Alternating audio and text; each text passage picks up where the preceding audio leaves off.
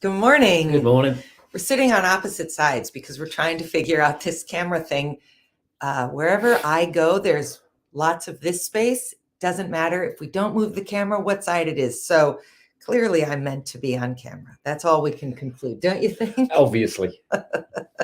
Definitely. We're excited today to have a woman named Allison Harding, who we connected with through Jennifer Place, who was a guest of ours a while ago. But Allison and I had the chance to connect recently, and I know that you are going to love her story. You're going to love the work that she's doing, and you're going to love the energy that she brings to the conversation. So let's just get her on camera and get right to it.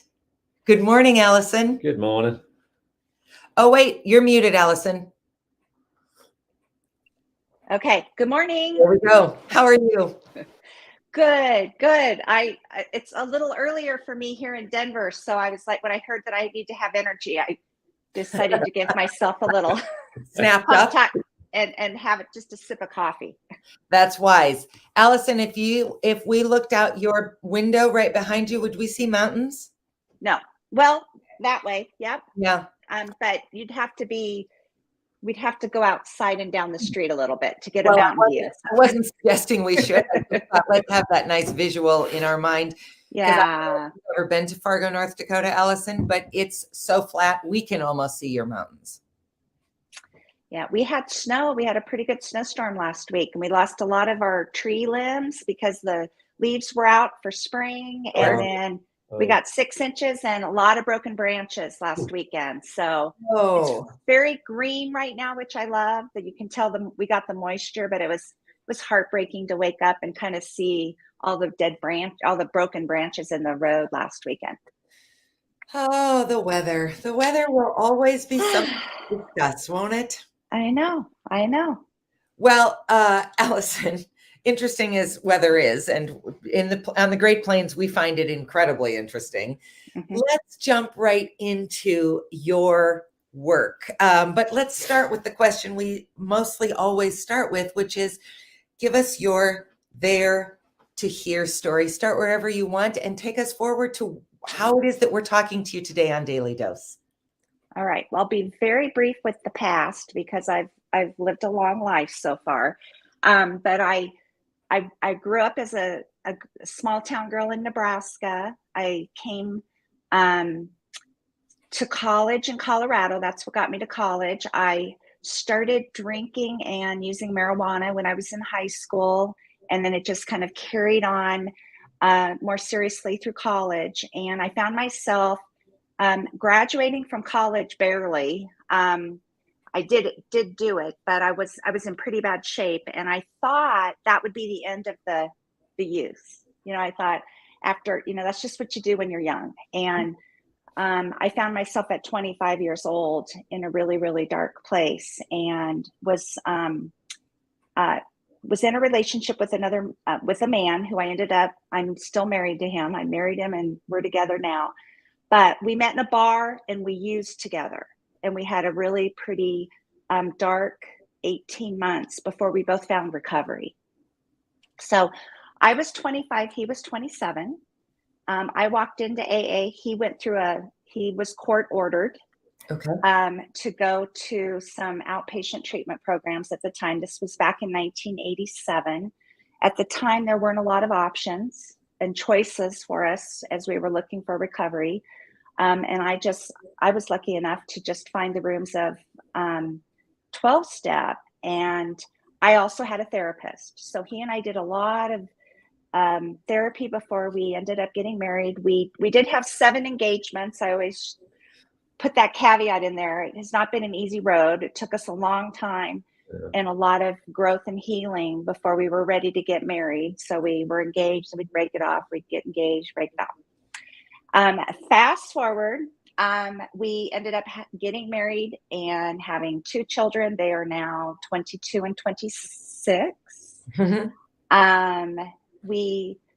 There's, as you can imagine, so much in that packed in there, ups and downs. But luckily, and by the grace of both of our spiritual lives, we've been able to stay abstinent from alcohol and drugs that weren't prescribed to us Now we've done trauma work. We've gone back to therapy. We've had extra marriage counseling along the way.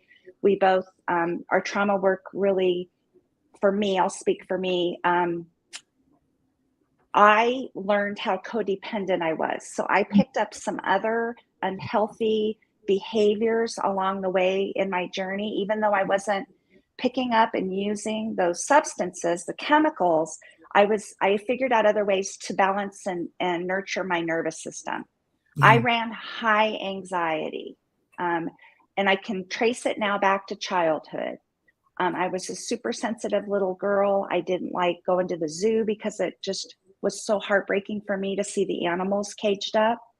And, you know, from culture, I was told I was crazy. Every kid likes the zoo. Well, I didn't.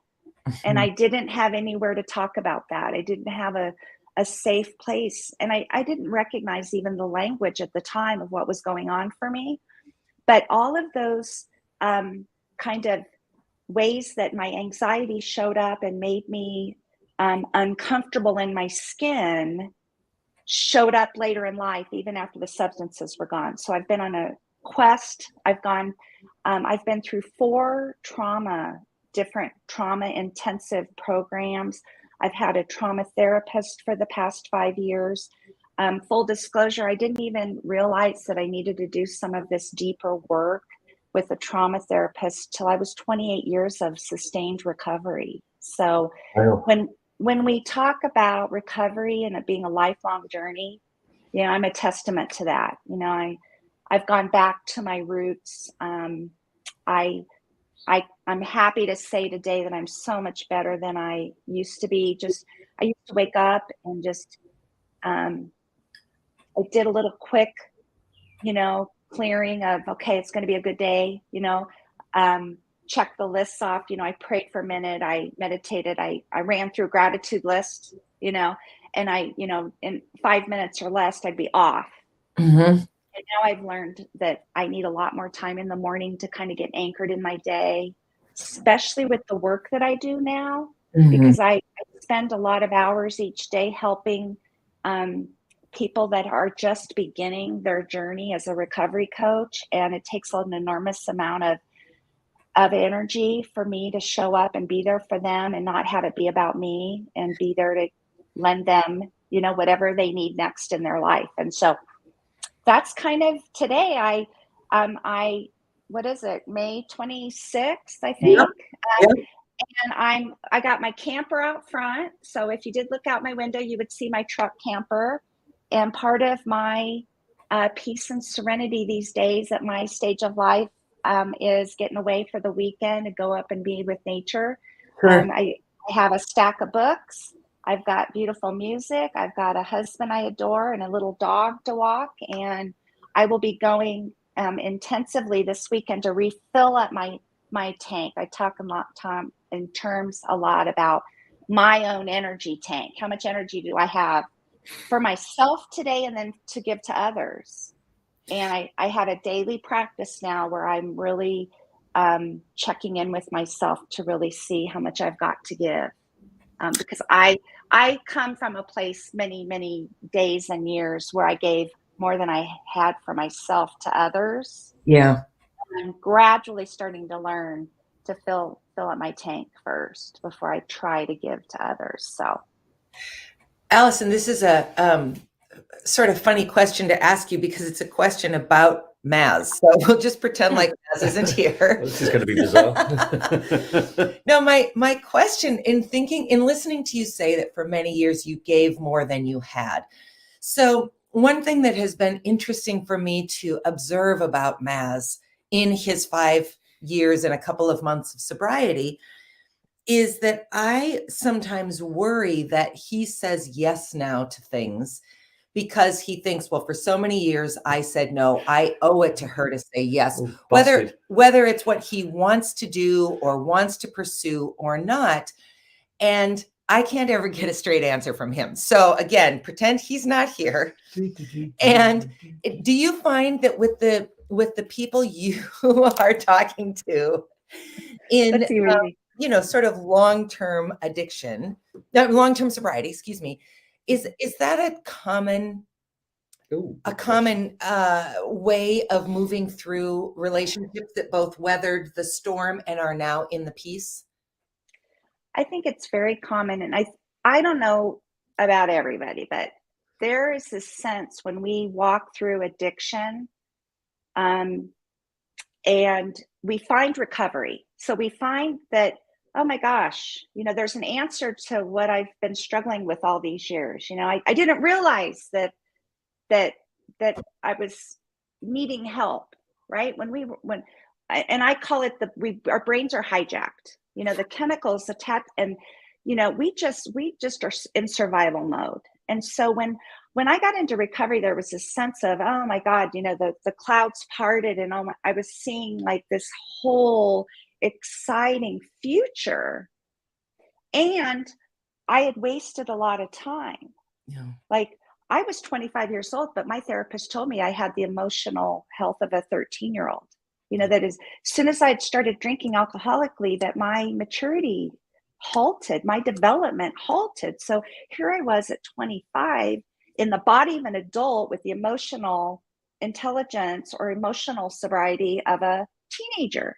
Yeah. I didn't know how to resolve conflict. I didn't know how to ask for what I needed. I didn't even have a sense of what my feelings were. I had to unpack a ton of learning about myself. Thank God for therapy. And I do love a lot of our community rooms, but they only can take us so far. Social support with others can only take us so far. It really can't unpack that deep, dark story of our childhood. And maybe even what came with our parents that we, genetically picked up along the way. So to answer the question about doing too much, what I see is, and it's so common with people when they find me and they find that I'm a recovery coach, they're like, I want to do that. I want to help others. I want to be of service partly because of all the wasted time, but also because of the sense that we got an answer. We figured out a solution to living a better life. And we want everyone else who's out there struggling and hurting to also figure out what we have figured out. And we know that we can help them because we've lived it. And so I don't know what he's saying yes to. I could ask you, what? Oh, it's nothing. I mean, it's not like, hey, I want to give the deed to the house to a dog sanctuary or anything. It's just. Well, I think let's just use a very benign example. He'll be downstairs watching a movie and I'll say, do you want to go for a walk? And I can immediately tell he does not want to go for a walk, but he never says no. And if I say, you can say no, there's always this sort of back and forth of, yeah, but I said no for so long, I should say yes.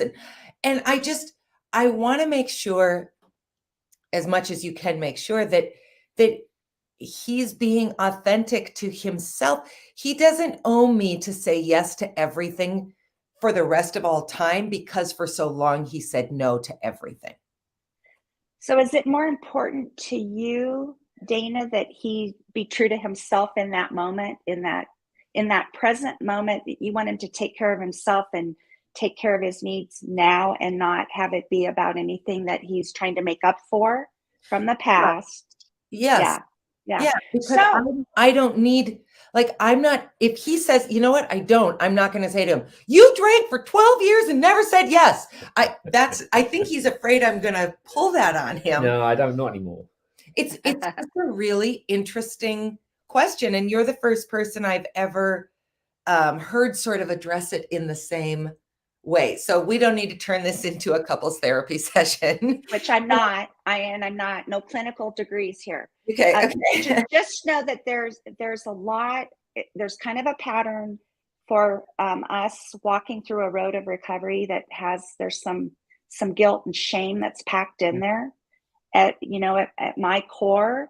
And so discovering that about myself, and I remember vividly somebody saying to me, no is a complete sentence. Mm-hmm. Because when I would get asked to do something, if I had to say no, I had to give you a really long explanation because I felt guilty for saying no.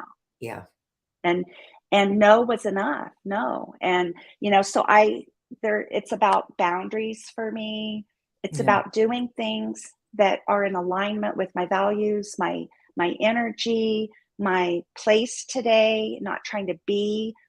Perfectionism is part of my story. I can tend to go perfectionistic and want to be that perfect human being. So saying no, what does that say about me? That I'm not perfect, or I could do everything and be everything to everybody.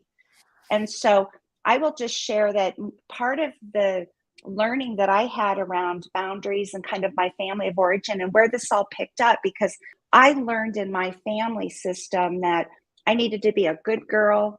I needed to do what was expected of me. I needed to go to the zoo, even though I didn't want to go to the zoo. I needed to not complain about it, even though it made me so sad.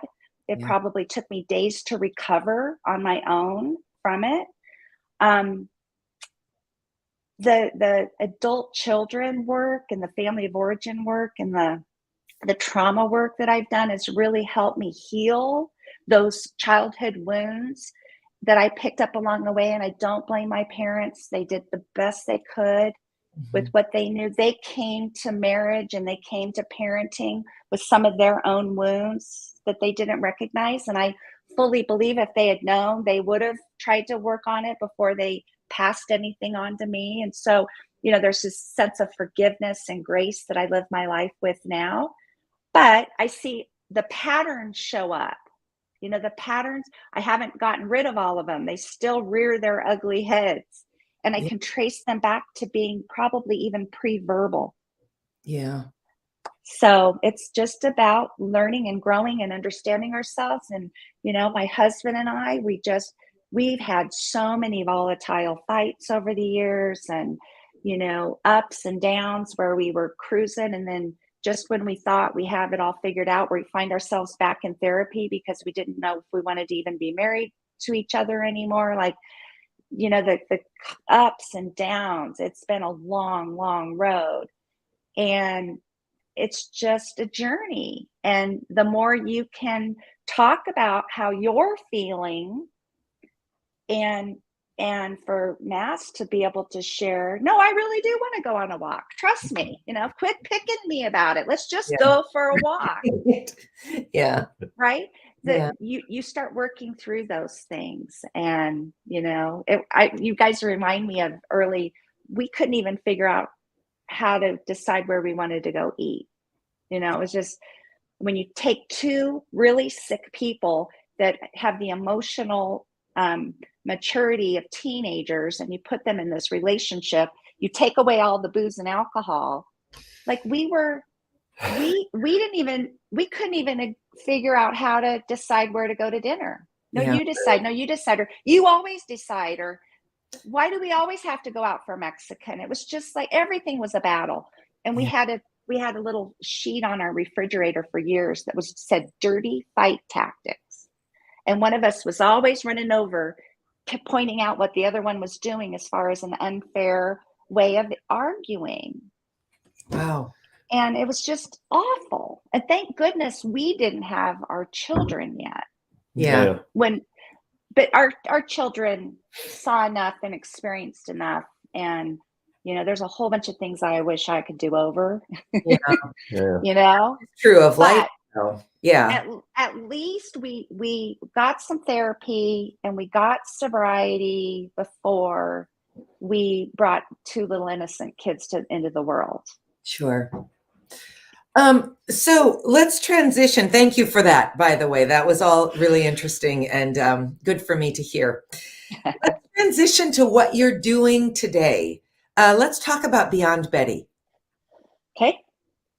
Tell us what that is. First of all, explain the name because I think the name's really amazing. I like it too. Beyond Betty. Well, I've spent about 20 years working in the treatment field, and I worked for the Betty Ford Center. Mm-hmm. And then I worked for a program here in Denver called the Anschutz Medical Campus called Cedar. And I was always in a sales and marketing roles, which meant I worked on finding people for treatment services. So I worked with clinicians and doctors and family members to help their loved ones get services. So and I came to this role already in my recovery journey. So I had my kind of my biases and my way of doing things that I'd learned along the way. And when I started and working in treatment, I made some observations. I made some observations that doctors and nurses and licensed healthcare professionals who get in trouble with drugs or alcohol have programs that are 5 years long. They're called professional health programs. And I was noticing that the general population doesn't have that longer extended type of support that's offered when people leave a treatment program. And then I also learned that the success rates of like the physicians and the veterinarians at the 5-year mark, they have a lot higher outcomes than we do with the general population. So that was one thing that I got exposed to all over the country. I got to go to national conferences and hear from really smart people in our field with lots of initials behind their names. And then I was starting to really, about 2014, 15, 16, 17, and that kind of range, I started hearing a lot of people that I was helping get into treatment. They were really starting to push back on the 12-step offerings. So they weren't the younger adults, the heroin addicts. When I was in places where I was talking to them or in groups or at the treatment center about, what are you going to do when you leave treatment? You've been in this bubble for 30 days. It's been, in my opinion, it's easy to stay sober when you can't have access. The hard part's when you walk out the door, you go back to your old life. If you don't have the mechanisms in place to really, really start fresh and do things differently. And I'd be like, are you going to go to meetings? And those meetings aren't working for me. That's not what I'm going to do. And so because if you remember back in 87, when I said that I got into recovery, 12-step was the only thing offered. There was no smart recovery. There was no life ring. There was no Dharma recovery. Women for Sobriety was started, but I hadn't heard about it yet. That was a very small community. So what I was seeing in this time frame was people were talking about having a lot more choices and doing things differently than what I had grown up with, or the recovery that I'd been exposed to. And, the Betty Ford Center in Cedar were heavy 12-step, and they were starting to promote multiple pathways to recovery. So that's really what sparked me. And I need to learn what's going on here. I know what's worked for me, and I could own that I had added a lot of different things to my recovery besides I call my 12-step my foundation. Mm-hmm. And when I'm talking to somebody new, I'll say, I laid my foundation, my house. I've built a recovery house. My foundation was poured by 12-step. And now I've got recovery rooms of a whole different variety. I've got a creative room. I've got a yoga room. I've got a journaling room. I've got a nature room, and I don't even know how big my house is because I've just picked up all these tools along the way in my recovery house. And some days I need different things than I do on other days. So recovery coaching really appealed to me because I'd been an athlete. I had been coached. I was, hearing a lot about, people that were getting business coaches or executive coaches. So the whole kind of philosophy around coaching appealed to me. So I became a recovery coach while I was still working at Cedar. And I was trained through the Connecticut Community of Addiction Recovery curriculum. They've been around a long time, and they're one of the big leaders in curriculum for coaching. There's others, but that was the one that I did. And in 2018, I left Cedar in my role as a marketing outreach professional, and I began Beyond Betty in this whole philosophy of wanting to support people with non-clinical services post-treatment. Mm. And in the spirit of helping them longer than just a couple of weeks post-treatment. Like, let's talk about what recovery looks like. And I really started learning about what it takes to be successful. And I took those physician programs and all the components that work for them. And I really started to try to increase knowledge for our community around what is successful recovery look like? How do we measure it? You know, and even if relapse is part of someone's story, how do we catch them before they go down for a long period of time? You know, how do we have enough support mechanisms around them so that they might have a bad weekend and they might turn around Monday and decide they want to get back at their sobriety or whatever recovery looks like for them, and catch them in this safe, non-judgmental, non-stigmatizing way. That's brilliant. And yeah, a lot of times you know, in a perfect world for me as a coach, I want a clinician on the team, because, you know these are complicated situations. We have people with lots of trauma. We have people with mental health challenges. You know, I've talked a bit about my anxiety. Most of my clients have significant anxiety and or depression or both. Many of them are having issues falling to sleep. You know, they can't sleep, and their nutrition needs to be addressed, their physical health. And so we really need a team. And so that's what I'm all about, is building a recovery team, including family members. Your example earlier is just a perfect example of, you know, recovery isn't easy for everybody involved. Everybody's kind of on a recovery path. You're recovering around this too. Absolutely. Yep. Yeah. It's, in fact, you know, I often say that I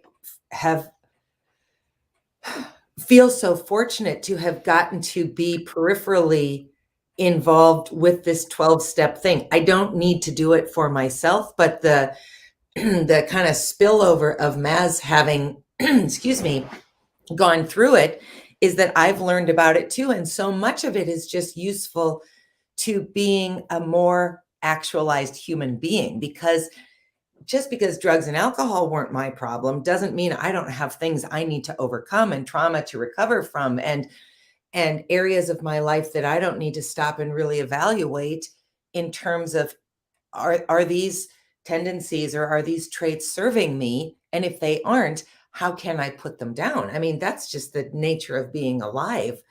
And so you're right. This sort of family component to it is both a challenge and a blessing if you can muscle your way to a point where you can start to have real conversations that are not tied simply to blame and shame, and the pieces that really do come in that early stage, I think, of recovery. It's exactly why we needed on our refrigerator that dirty fight tactics, you know, because there was so much blame and shame. I remember on a Thanksgiving, our first Thanksgiving married, and we got a new bread maker. And I made fresh bread for Thanksgiving, and we're on the way to my husband's family. We have this huge blow up in the car, and I throw the bread into the windshield, and I'm like, let me out, you know, and now we can laugh about it, but I'm walking off the ramp on the highway. I've got my little handbag that I'm just as mad as could be. I've got, like, at that point, like 7 years of sobriety. Yeah. And this was before we had cell phones. Right. I'm at a payphone at a gas station calling a cab. He's at the one next calling his family to say we're not going to be there. Right. We won't be there this time. Yep. I mean, that's a relationship of two people that have put down the alcohol and the drugs 7 years in. Yeah. And that's an example of how we coped that day. Yep. And it's like family folklore now, you know, the kids know the story, and my husband will get up and model and he's like yelling out the window, come on, get in the car. Yeah. It was just insanity. Yeah. You know, but from the outside world, we were sober. We, everybody thought we were well on our way, Everything but was fixed. Yeah. oh my gosh, it was volatile at its, yeah. So my husband often says, you need to write a book. He thinks I should write a book of this whole journey and story, but I haven't gotten the energy yet to do it. But Well, there are some, it you're would make a great movie. Yeah. Yeah. So, so Beyond Betty is 4-ish years old. Technically, I started in 2011, but I didn't give you the. Okay. Yeah. So it's called, But I put it on pause and went to work at Cedar because I didn't know exactly what to offer. I knew I wanted to do something in the whole recovery support.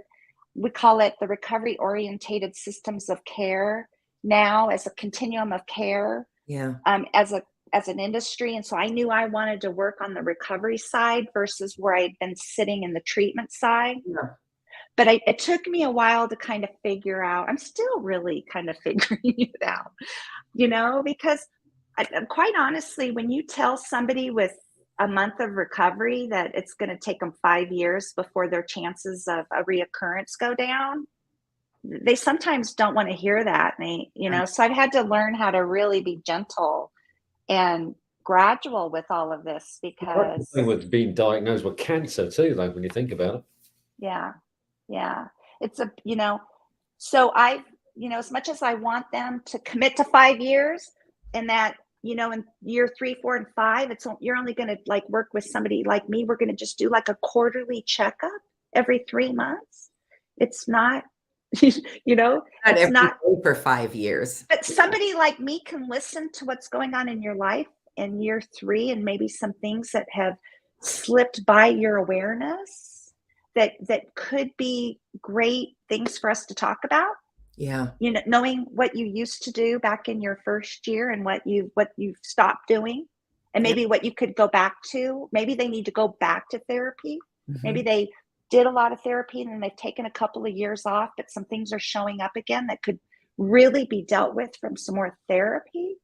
Yeah. And someone like me with my experience can kind of see things at times that maybe they can't recognize yet. So the recovery checkups are what is so effective up to the 5-year mark. And then the research shows that at that 5-year mark, the chances of a reoccurrence for somebody who's abstinent, that's when it goes down for them. That's when they start their chances. They have more of a chance of staying in recovery at the 5-year mark than going back to use. Wow. But you guys know what's going on in our society with all of the relapses. Yeah.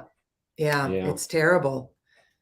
But I do remember you coming home. So, left the house, and 6.5 weeks later back home, after 2 weeks in the hospital and 4 weeks in rehab, and thinking, wow, this feels like a lot for the two of us to manage now. Yeah. The same way I remember walking home 2 days after my son was born and looking down at this baby and thinking, so I guess it's just me now. I guess I'm just going to figure this out. I mean, you have a general sense of things and you have a few tools in your belt by that point. But boy, you feel pretty ill prepared if something goes sideways. Yeah.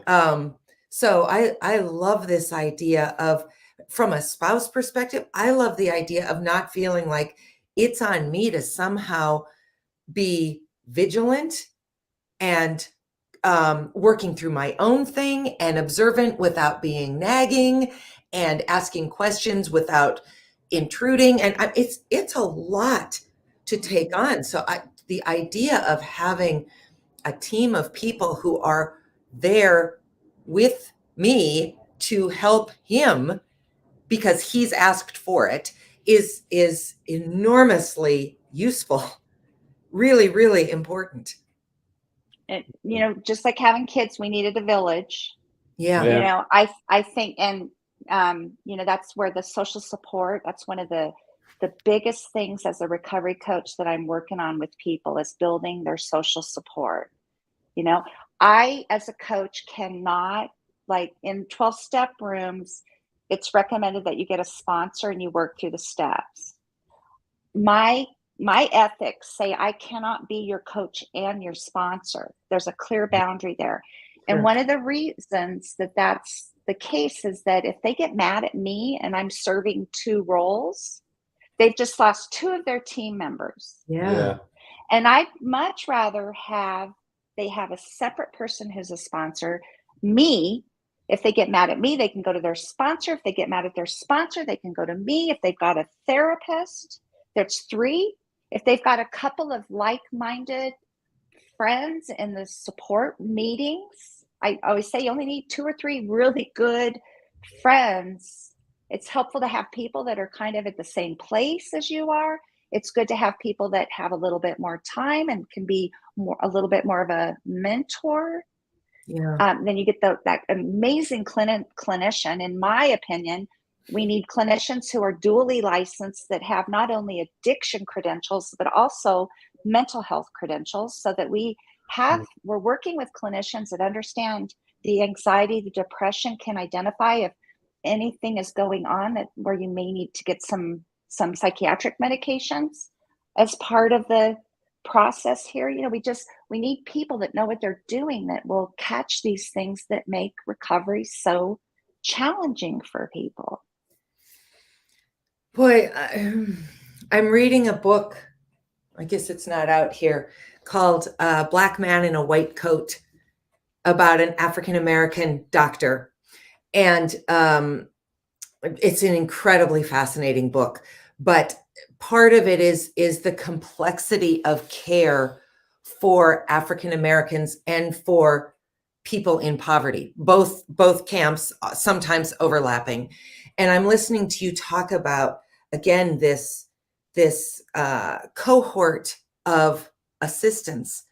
And I'm thinking about, as healthcare coverage becomes harder and harder to come by, and as it becomes more and more expensive, and you have fewer and fewer options, particularly if you don't have financial resources, how in the world do we stop addiction if it really requires 3, 4, 5 people invested per person to keep somebody on track?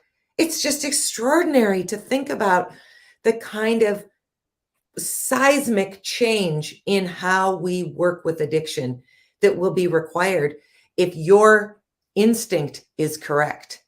It's amazing. Well, that's a big question. I personally this week are thinking about how do we do it on top of everything else going on in the world right now, because yes, these shootings this week between Buffalo and I have a coach yesterday that I supervise who lost 2 second cousins, 2 little 9-year-old and a 10-year-old child. So heartbreaking, right? So that's a lot for us to deal with our mental health and our how we navigate, how do we deal with all these emotions? So I want to just point out, what we're doing, what I'm talking about is no different than how we treat diabetes, how we treat cancer. When you get diagnosed with diabetes and somebody comes in and teaches you how to do the insulin, somebody does a stress test with you and helps you if you need to lose some weight, you get a nutritionist and you go back for checkups to have your blood work looked at, right? Like, it's a comprehensive situation. When you get cancer, you go to the specialist, this oncologist, somebody helps you decide radiation, surgery, you get this path, and you get this help. And so addiction is the same way. And, in our society, everybody pretty much has heard of rehab. And, if you've got money or insurance, you can usually, if you're ready to go, you can usually find a rehab. Some of them are good. Some of them aren't so ethical. We hope, for the most part, that people get good guidance and get ethical people, that they find ethical people. There's just that ethics. And when you bring up the piece around less resources, less money, I'll just speak for Denver right now. I'm able to coach and accept Medicaid. So somebody that has Medicaid here in Colorado can work with someone like me as a recovery coach. Okay. Yeah. They can get clinical services. So my clients have a clinician, and I work with some really great trauma therapists here in Denver that take Medicaid. Yeah. So it's out there. Unfortunately, there aren't enough. They're busy.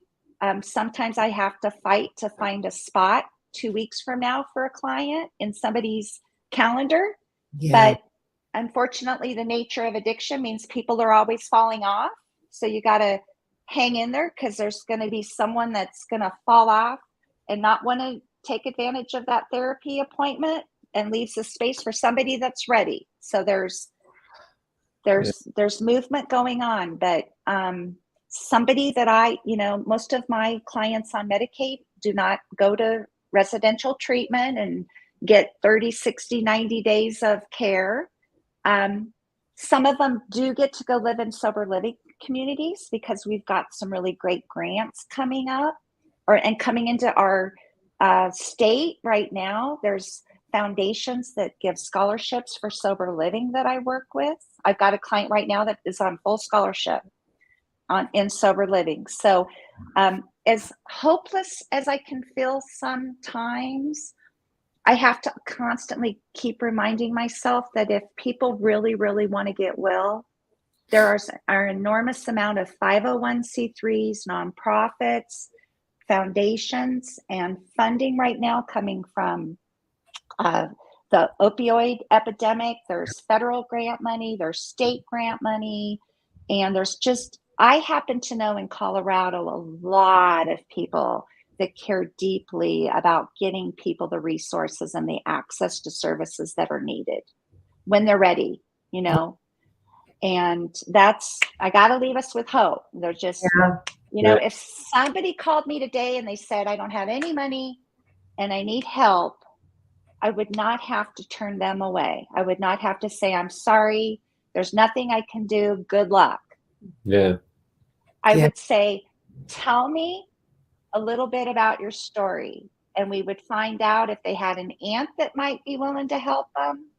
We would find out how motivated they are right now. Where are they at in the stages of change? How willing are they to do what it's going to take? And I could get them Medicaid. If they have no resources, they could get on Medicaid. We could make some phone calls if they think they need to be around some other sober people and get out of their environment. We'd figure out a sober living situation for them. Wow. And we would just get them started, and their road would look different than somebody that has $1 million ready to throw at it. Yeah. But I tell you, sometimes the $1 million can be a barrier. Sure. Than the people that are really, really hungry and sick and tired of being sick and tired, and they want to get their kids back, or they, one key point, everybody's got a motivational fulcrum, we call it. The doctors have medical school debt. They've got thriving medical practices. They've got big, expensive homes, big, expensive cars. When they get caught or they get reported for use, and they have to go under the 5-year program in order to keep their medical license, they have a motivational fulcrum to get well. And so our job is always to find out what's someone's motivational fulcrum. Wow, that's and everybody has one. I've had a lot of people tell me, the doctor, it's easier for the doctors because it's all about the money. And I tell you, I got a Medicaid lady right now working in, at a restaurant, who's fighting so hard to get her 2-year-old daughter back. And the daughter's living with her grandparents. And I tell you what, she's right now, we did a budget this week. She's working on saving for a car, and she's paying child support. And her approach to her recovery to me is equal to a doctor. Yeah. In recovery, like. So what was your motivational fulcrum when you got into recovery? What was that thing deep down that led you to wanting to start a recovery journey? I think it was two things. One, I wanted to be me again, but I also wanted to stay married to Dana. Okay. And that I'm not just saying that because Dana sat next to me. That's the honest truth. Yeah. Keep your marriage. And then when you say you wanted to get back to yourself, how long do you feel that you had been lost? When was the last, how old were you when you could remember being you? About 30. I was a late onset alcoholic. I mean, I went into rehab when I was 47. Okay. But I think about 30 years old. You kind of lost your way. Yeah. And it was gradual because you know, I moved to America. I got 2 jobs back to back. You know, one of them was a tenure track college position, and I got tenured and everything. But I was beginning, with hindsight, I know I was beginning to lose my way then. And then Dana and I got married, and I thought, well, this has got to be fine. I should be okay because, you know, better things kept happening to me, and in the background, there was a problem I was having that I didn't register that it was building. Yeah. So you didn't have to lose a medical license or lose a house or lose a business. Didn't get a DUI, never got arrested, didn't lose my job. Yeah. But you were in love, and you had a significant relationship that was worth fighting for. And I would argue you were fighting for yourself again. Yeah. You know, that I missed when I could get my head straight, and it took a while in rehab too for me to actually take a breath and think, all right, I'm in trouble. That's the 2 things that when they forced me to think about, that's the first 2 things I came up with. And I think that's the honest truth. I wanted to be me again, and I wanted to stay married. And those are beautiful.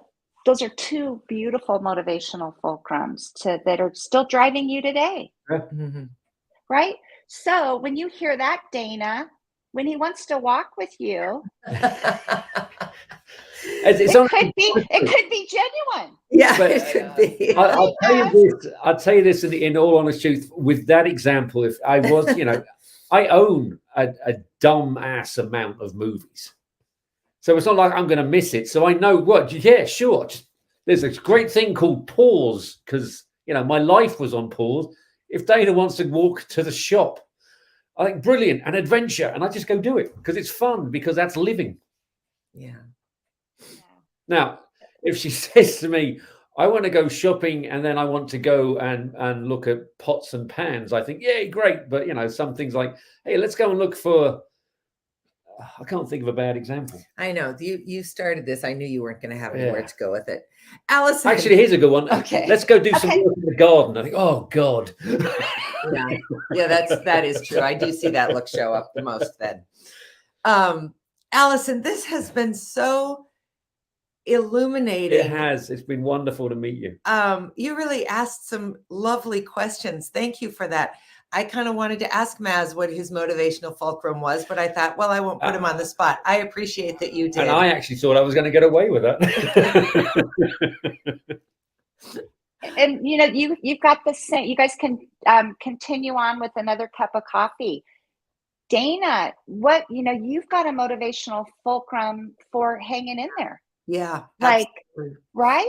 And family members, when we walk through recovery with those we love or through addiction,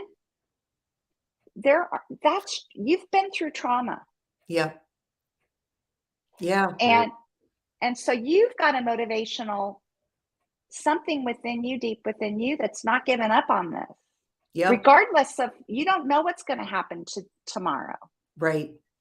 And you're willing to take the risk. You're willing to hang in there. And because you've got a motivational fulcrum, you guys can figure out what that is, but it's right. It's just beautiful. Well, this really, what a lovely conversation. Allison, you do good work. Bless you. Oh my gosh, you do excellent work. Oh. Thank you so much for sharing it with us and with our audience. People are chirping in with thoughts and responses. You clearly have hit a chord, not just with us. So my wish for you is a beautiful weekend, no snow, whatever perfect weather you need to rejuvenate so that you can come back and do this work with other people who clearly need you. Thank you guys for doing this and inviting me, and I hope my friend Ashley finds her way on here. I hope she does too. Yeah. We haven't heard from her yet. So Ashley, Okay. if you're watching, we'd love to talk to Okay. you. No pressure, Ashley. Let's see it. Yeah, I'll follow up with her. And you All guys right. take good care of yourself. I hope maybe one of these days we can meet in person. Oh, I somewhere hope so. sometime. Best. That'll be We have a fantastic. lot of people to come to Colorado to see, and you're on that list. Thanks so All much. right. Thank you Take very care. much. Take Everybody care. have a great day. We'll see you next week. Bye-bye. Bye.